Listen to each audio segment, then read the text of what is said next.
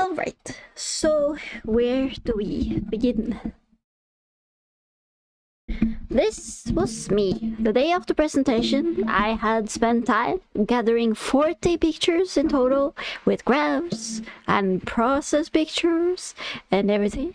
And on the day of the presentation, nothing. Completely blank.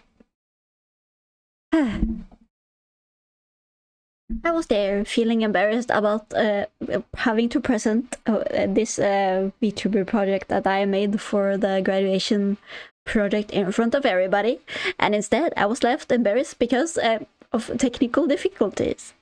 It turned out that when I had downloaded the presentation from Google Slides and made the finishing touches the 2 last days, when I had added all the pictures, I was working with it from the external drive I was planning on bringing with me to the venue. And then it turned out that when I plugged it out, I didn't plug it out properly, so it corrupted completely. For this entire project from start to finish, with the issues when I loaded it into Unity, things randomly turning huge, meshes disappearing completely, eldritch horrors, and the like that come with what happens when somebody who has never touched a Blender before attempts to make anything that's yep. But alas, I'm babbling. Let me explain what my project actually is. So, as you know, I was a VTuber, or I'm still, actually. Just like kind of on hiatus. That kind of happened because life. I'm a VTuber and was a VTuber all of last semester with school and everything. And I am also affiliated, or was actually affiliated with my school's esports team, which I noticed that barely stream their matches anymore. And so I thought, you know what, I have kind of overcome my camera shyness somewhat, at least, because I was able to be behind an avatar and stream as a VTuber, and I want to make something like that for my university's esports team. So I set out to make something that kind of matched their branding, and also to figure out the arguments for why they should let me do this as my bachelor project.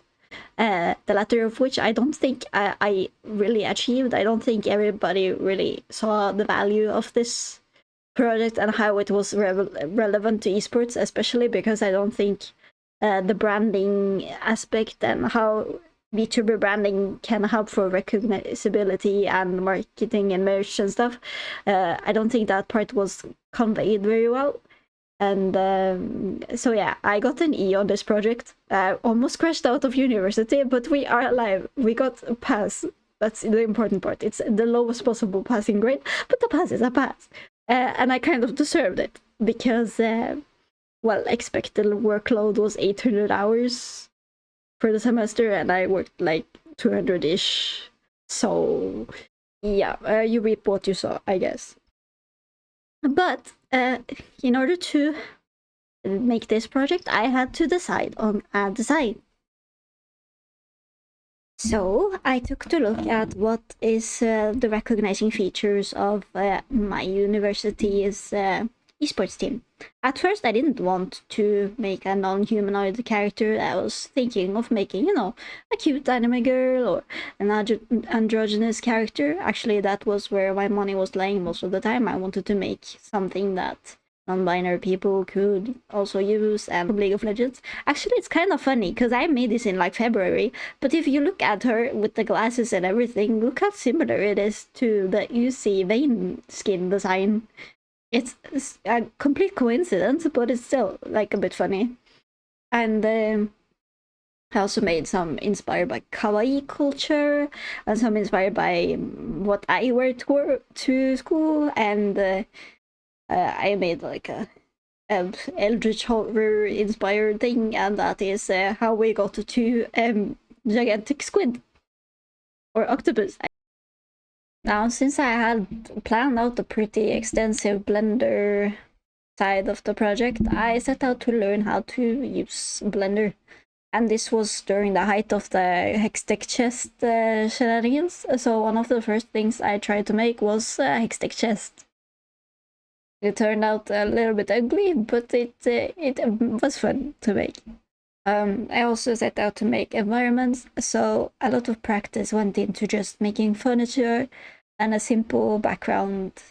So, while I was able to make a somewhat okay background and well, questionable looking model, when it came to implementing live tracking, I struggled quite a bit. Initially, I wanted to have a motion tracking on the body with, a rig, and with the retargeting the incoming armature input to the bones in this model. Technical talk, but essentially human move, octopus move, yes. But that wasn't super translatable because, octopus have 8 arms, humans have 2. Tried a few different things, didn't really work out, eventually gave up. I also tried to get some face it, arc it, call it whatever you want, blend shape type of animation into the picture as well, but wasn't really able to do that. It looked really funky, and in the final result you can see that the blend shape blend together, and that's the reason why his blinking animation looks so funky, because eye open is not compatible with the blink. And so yeah, had a few issues there. Eventually I decided that all my knowledge about how to make Live 2D work was better utilized elsewhere. So I had to choose between starting a new model completely or just demonstrating the features I intended to use with a Vroid model, which is what I ended up doing. In hindsight, I think if I just made the most basic model of all time and just used that instead, I probably would have gotten a better grade. Or maybe just my writing was beyond saving to begin with. I am not sure. It might have been that, to be honest. But it was 44 pages long. Isn't that enough for a dissertation? I did scrap a few pages as well, so it could have been longer even. Sniff, what do you mean E? I'm butthurt.